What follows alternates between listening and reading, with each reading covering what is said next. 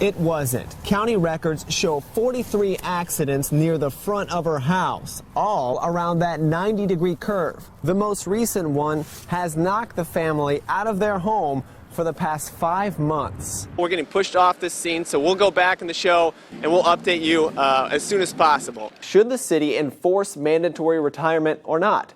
And how about those 2 officers over the age of 70? Go to the story on Wayne.com, and we've broken down how bad the problem is in every school district in Northeast Indiana, all in an interactive map. St. Mary's is blocked off between 3rd and, by our account, south to Polk Street. Sometimes the Sandbox veterans stand on private property, like this median in the Chapel Ridge Shopping Center.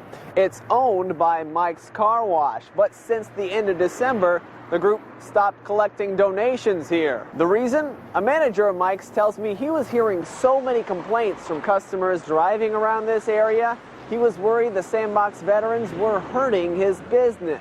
Well, the AG's office tells me it filed this lawsuit in the Allen County Circuit Court this afternoon. The state is suing members of the Sandbox veterans for reasons many of you have already concluded after watching our special reports, officially saying they took your money and told you it was going to veterans, when in reality it didn't. According to National Archives, there is no record that any of them have served in the military. Thursday at 6 in a 15 Finds Out investigation, I dig deeper into this growing safety concern. In April of last year, 15 Finds Out first reported below average staffing at FWPD in our series, Is Fort Wayne Really a Dangerous Place? Since then, City Council has raised taxes. 15 Finds Out is here in the Edgewater section of Chicago, where the Sandbox veterans have recently posed as the Catholic veterans of Northern Illinois. So we confront. You follow me? We provoke candid answers. Is Fort Wayne really the safe place that we pride ourselves in being? We follow up. Going right after them, wanting answers. I thought it was fantastic. Until we connect all the dots.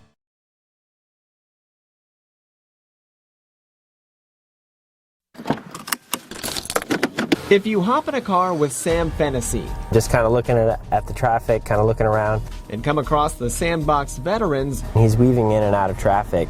You'll hear some frustration. And then I see this gentleman standing here, probably about 6 inches away from my window.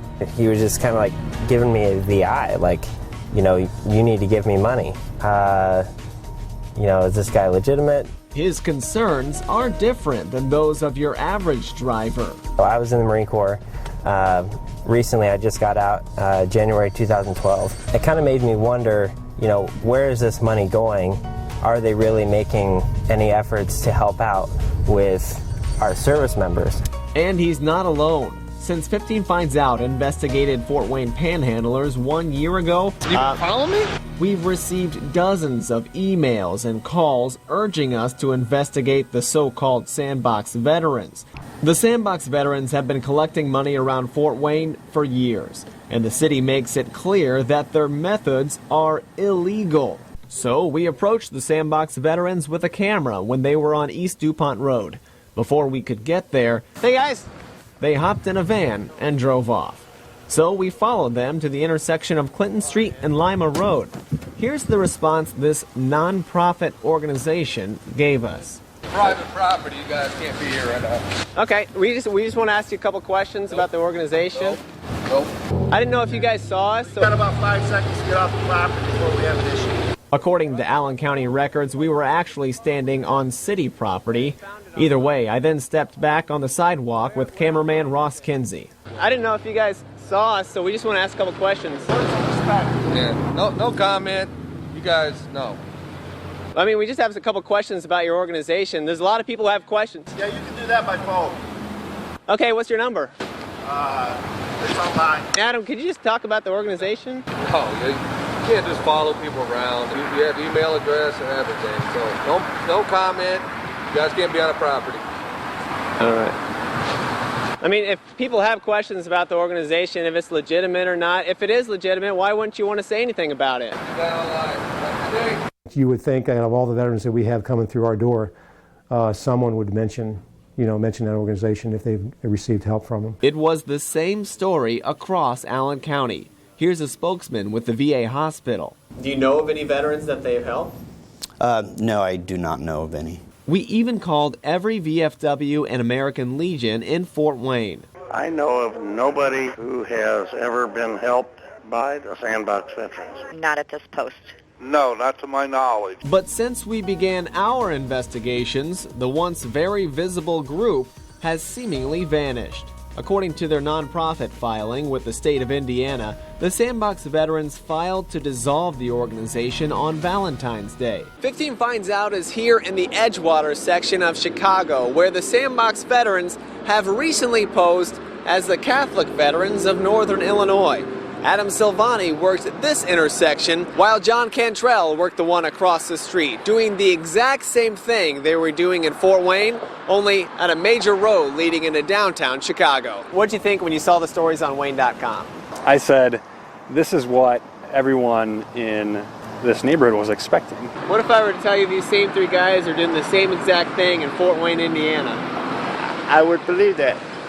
Because I think they were just, ripping people off, and they got away with it for quite a while, Well, the AG's office tells me it filed this lawsuit in the Allen County Circuit Court this afternoon. The state is suing members of the Sandbox veterans for reasons many of you have already concluded after watching our special reports, officially saying they took your money and told you it was going to veterans, when in reality it didn't.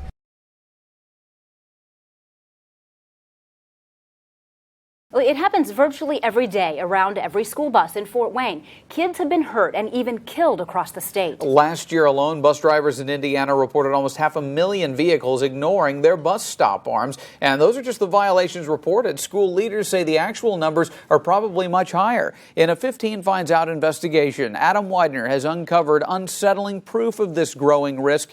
He joins us with his special report, Bus Stop. Ask any bus driver his or her top concern, and you'll likely hear the same answer: a vehicle hitting a child getting on or off the bus. And unless more of us start paying attention, leaders warn it's only a matter of time before more kids get hit.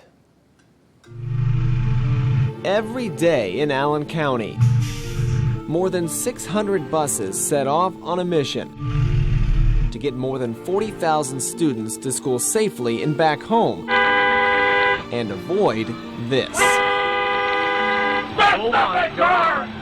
This close call happened in West Virginia, but sadly, Indiana has seen its share of dangerous driving. February of 2013, in a small town just south of Richmond, Indiana, a bus had stopped to pick up 8-year-old Jarrett Philbeck.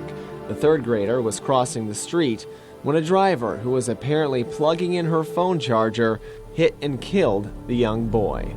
It's kind of like heart stopping because, this could mean a child's life. Bobby Lucas drives a bus for Fort Wayne Community Schools. He says his route is notorious for drivers ignoring his stop arms and has seen his share of close calls. On Anthony Street, it wasn't my bus, but I was behind a bus that was stopped letting children off. She was laying on the horn, but 10 cars went past her stop sign. So I think it's a real big problem. So 15 Finds Out wanted to see for ourselves how bad this problem is. Following Lucas as he dropped off FWCS students and hooking up a GoPro camera on an East Allen County bus. First try in East Allen County, our GoPro caught this driver going around the back of the bus with the stop arm still out. First try on Lucas's route, we saw 2 drivers run past his stop arms soon after they came out. According to the Indiana Department of Education, this wasn't a fluke. On April 29th alone, 197 FWCS buses reported 198 stop arm violations last year, by far the largest local district and by far the one with the most violations. FWCS Director of Transportation Frank Jackson is well aware of the problem. Actually, the 198 is probably a low count. Those are the drivers that participated in the count. If we actually tallied probably all of the violations that occurred on a daily basis, we'd probably be in the 400 range. So when do you have to stop for a school bus? Well, when the bus is getting ready to let kids out, you'll see flashing yellow lights. That'll mean for you to prepare to stop. The bus driver will then pull out the stop arm and those lights will turn red. Whether you're behind the bus or traveling the opposite direction, you have to stop, regardless of how many lanes may be on the road. But there is an exception. If you're traveling the opposite direction and there's some sort of median or barrier between you and a stopped bus, you should use caution, but are not required to stop. We receive a lot of complaints referencing vehicles going around school bus arms. It's an issue Fort Wayne police enforce as much as possible. Officers frequently set up near the intersection of Clinton and Rudisill, a 4-lane road notorious for stop arm violators. We joined them for a sting one morning, and sure enough, on the first try, officers pulled over 2 people who blatantly ran the stop arm. One driver apparently told officers he didn't violate the law. The other said he simply didn't see the big yellow bus with flashing red lights. I asked him, I said, "You didn't see that big yellow school bus with the arm on?" He said, "No, I didn't see it." They're not thinking. It's a frustration police and Lucas share. I say 80% of them are on cell phones, and they're not paying attention. I've actually blown my horn when people are going by and they look at me like this with their cell phone still up to the ear. They don't get it. Toward a problem all agree must be stopped. Actually, I think about that every day, that it's just a matter of time before someone hits a child leaving or getting on a school bus. Now, this danger isn't just around Fort Wayne. Go to the story on Wayne.com, and we've broken down how bad the problem is in every school district in Northeast Indiana, all in an interactive map. Okay, so you've seen the problem. Now, what's the solution? I've spoken with a couple state lawmakers who have just recently introduced bills trying to tackle this very issue.